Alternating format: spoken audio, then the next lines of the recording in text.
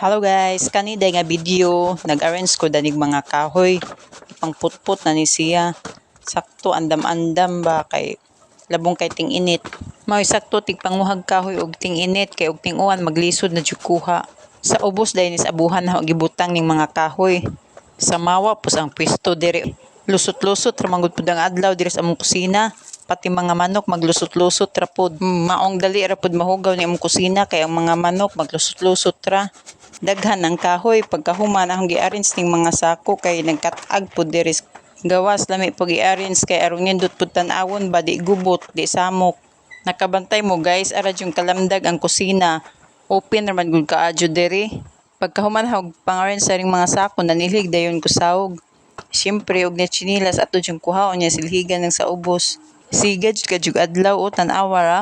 Hayahay ra pud noon diri kay maglusot-lusot ra pud ang hangin basta nay hangin. Gamay ra pud ang mong kusina guys, sakto ra pud ang agan. Ingani ka open diri sa mong kusina guys. Mong diha chutoy time nga nagluto ko ba. Diha ra ko gikwasod ag manok tagbantay ra din naho. Pagbalik naho ang manok diha abuhan.